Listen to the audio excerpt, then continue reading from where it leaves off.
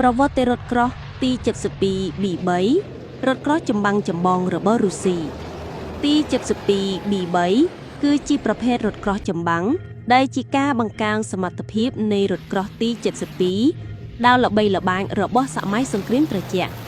វាត្រូវបានកែច្នៃឡើងវិញដោយសហគ្រាសរដ្ឋរុស្ស៊ី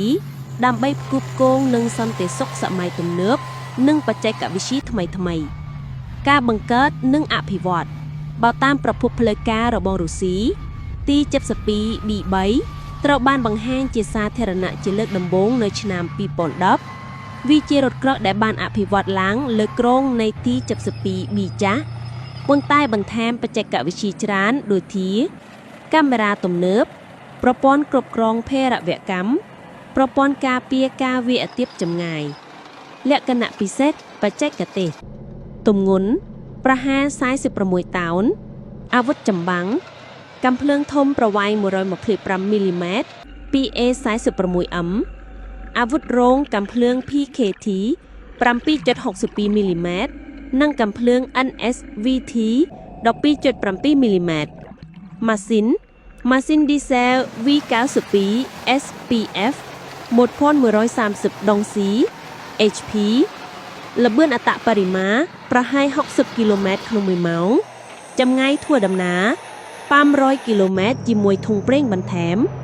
ប្រព័ន្ធការពារ Contact Fire ERA និងប្រព័ន្ធ Stora 1ជាជម្រើសប្រព័ន្ធគ្រប់គ្រងភេរវកម្ម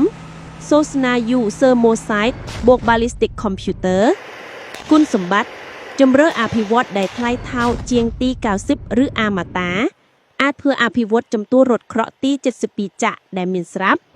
មានទំហំតូចនិងចលនាលឿន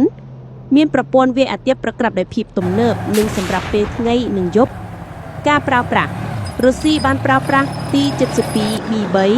យ៉ាងទូលំទូលាយក្នុងសង្គ្រាមដូនបាសនិងអ៊ុយក្រែន2022ទៅបច្ចុប្បន្នក៏មានផ្ដល់ឲ្យប្រទេសផ្សេងឧទាហរណ៍ថា